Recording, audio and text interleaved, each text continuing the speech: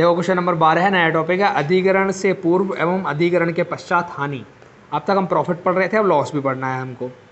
12वां question है, H limited था उसकी सहायक कंपनी एस लिमिटेड के वित्तीय विवरण 31 मार्च 17 को निम्न प्रकार से थे। एक ही बैलेंस शीट है दोनों की, इक्विटी एंड लाइबिलिटीज है, शेयर होल्डर फंड दे रखा है, शेयर कैपिटल है दोनों का, रिजर्व एंड सरप्लस में जनरल रिजर्व है एक का बस होल्डिंग का, और सरप्लस पी&एल दे रखा है दोनों का।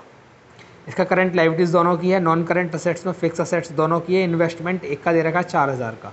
लेकिन याद क्या रखना है इसमें तुमको कि इक्विटी शेयर कैपिटल जो है वो 6000 रुपये की है, लेकिन इन्वेस्टमेंट 4000 इक्विटी शेयर खरीद रहा है वो 4000 रुपये में। इसका मतलब क्या है, इसमें रेशो है कुछ, क्लियर नहीं हो रहा है, क्वेश्चन पहले भी आया था ऐसा है ना, रेशो वाला। देखो अब एच लिमिटेड द्वारा एस लिमिटेड में 30 सितंबर 2016 को अंश खरीदे गए, 30 सितंबर को, इसका मतलब इसमें पार्टीशन होने वाला है।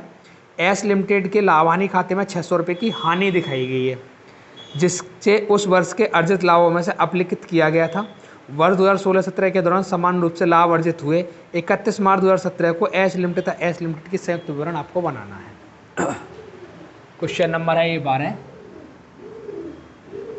पहले आएगा कैलकुलेशन ऑफ प्री या पोस्ट।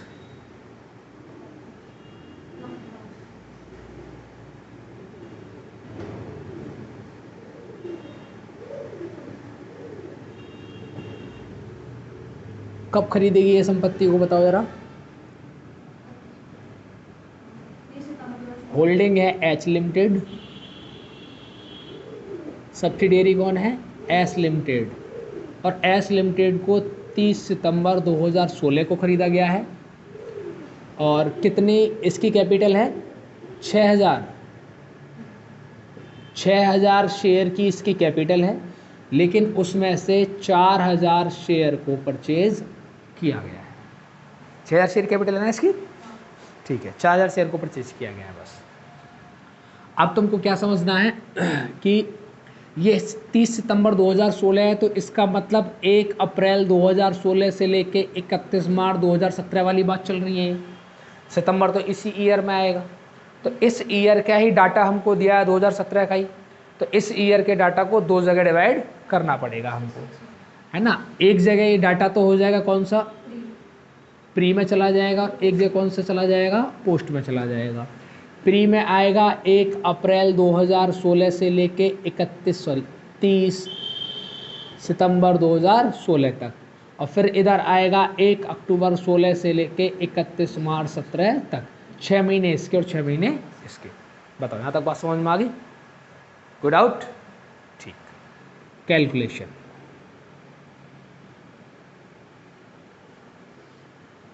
ऑफ प्री प्रॉफिट, और ये कौन सा रहेगा, कैपिटल वाला।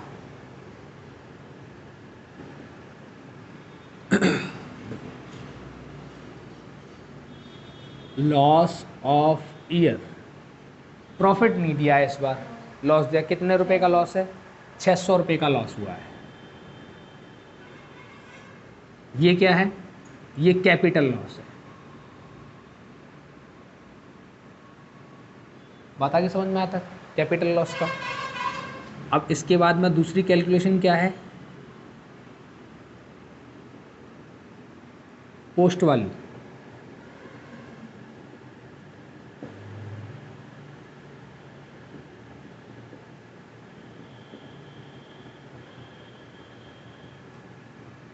और ये है रेवेन्यू टाइप। कितना सरप्लस पी&एल दिया है जरा बताओ जरा।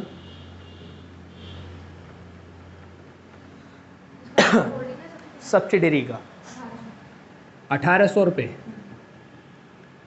पहले हम क्या करते थे कि पहले जो कैपिटल का प्रॉफिट होता था उसको माइनस करते थे, लेकिन अगर कैपिटल का लॉस है तो उसको इधर प्लस करना पड़ेगा हमको, प्लस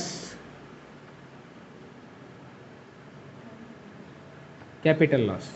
कितना रुपया 600, टोटल मिला कितना हो गया 2400। ये क्या हो गया रेवेन्यू।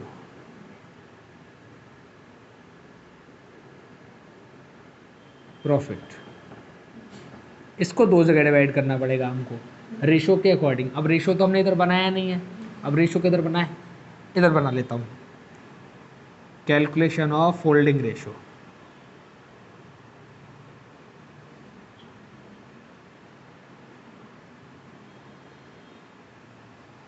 देखो एच लिमिटेड और एस लिमिटेड ऐसे हैं ना, तो हमको उसने ये नहीं बताया है, लेकिन ये पता है हमको कि एच लिमिटेड के पास 4000 शेयर हैं, टोटल मिला के 6000 थे, तो इसके पास कितने बचे 2000 शेयर।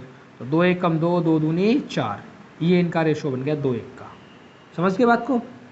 तो 2:1 के रेशो में बांट दो, कैसे बांटेंगे, 2400 मल्टीप्लाई 2/3, इधर आएगा 2400 मल्टीप्लाई 1/3, इसका कितना आ जाएगा 1200 रुपया, सॉरी 1600 रुपया, और इसका कितना आ जाएगा 800 रुपया। ये तो जाएगा माइनॉरिटी इंटरेस्ट में और ये होल्डिंग के सरप्लस में। यहाँ तक बात समझ में आ रही सबको, कोई डाउट नहीं। अगली कैलकुलेशन किसकी है, चेक करते रहना, आंसर दे रखी है, मैच करते रहना।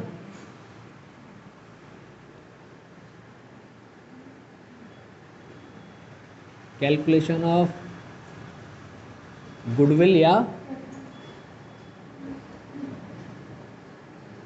Capital reserve. देखो कैसे करेंगे इसको। कैपिटल किसकी, एस लिमिटेड की। एस लिमिटेड कैपिटल कितनी है 6000, परचेज कितना किया है उसने 4000, थोड़ी कैपिटल परचेज की 4000 वाली। अब इसके बाद इसमें प्लस क्या रहेगा, कैपिटल प्रॉफिट प्लस, लेकिन अगर लॉस है तो माइनस कैपिटल लॉस, तो इसमें से माइनस करना पड़ेगा कैपिटल लॉस।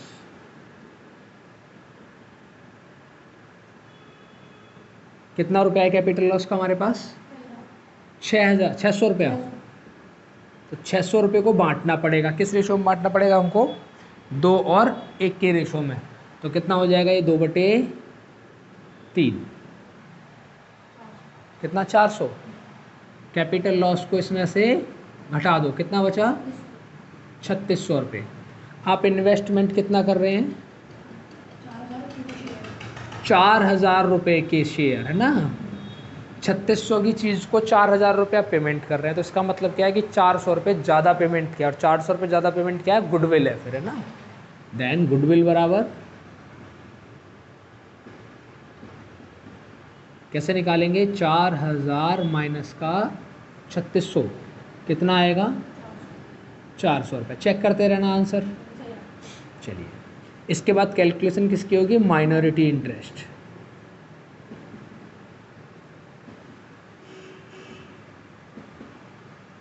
और किसके लिए निकलती है, सब्सिडरी कंपनी के लिए निकलती है, जो बैलेंस शीट में रिजर्व एंड सरप्लस के बाद लिखी जाती है।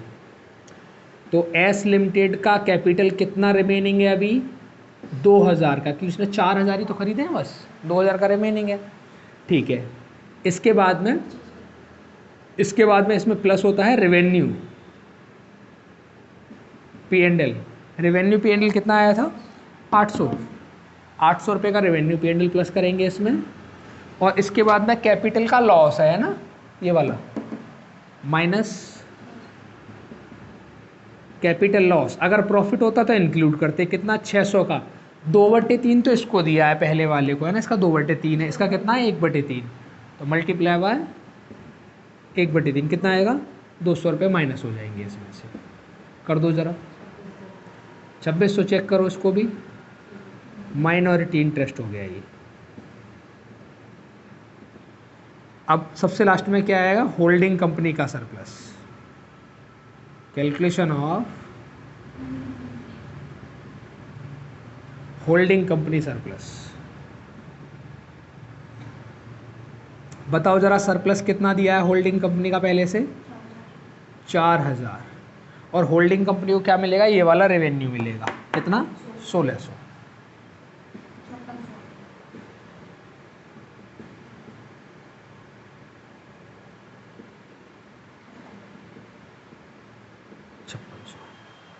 बता के समझ में। बैलेंस शीट में कुछ भी नहीं करना है चेंज, माइनॉरिटी इंटरेस्ट की वैल्यू सेम लिखनी है, रिजर्व की वैल्यू सेम, होल्डिंग कंपनी की सेम, जो वैल्यू है सब जोड़ जोड़ के लिखनी है। लॉस का वहाँ कोई फ़र्क नहीं पड़ने वाला है बैलेंस शीट में। लॉस का फ़र्क सिर्फ यहाँ पड़ा है कि जहाँ आप प्लस करते थे चीज़ों को वहाँ आप माइनस करना है, और वो भी क्या, सिर्फ कैपिटल रिजर्व, और कुछ भी माइनस नहीं किया है हमने, सिर्फ जहाँ जहाँ कैपिटल। हाँ कैपिटल लॉस है ना, अच्छा यहाँ पे सॉरी यहाँ पे माइनस लगाना है, ठीक है, कैपिटल लॉस से माइनस करना है। नहीं नहीं नहीं, सही है वो प्लस। ये जो कैपिटल लॉस है पहले प्रॉफिट को माइनस करते थे, यहाँ पे है ना, क्योंकि लास्ट ईयर का प्रॉफिट हटाना पड़ता था ना हमको, लेकिन लास्ट ईयर में तो लॉस है तो उसको प्लस करना पड़ेगा यहाँ पे। जिन चीज़ों को प्लस करते थे उनको माइनस कर दो, और जिनको पहले माइनस करते थे उनको प्लस कर दो, लॉस आने की वजह से। सिर्फ कैलकुलेशन में, बैलेंस शीट में कोई चेंज नहीं है, बैलेंस शीट पहले जैसी है।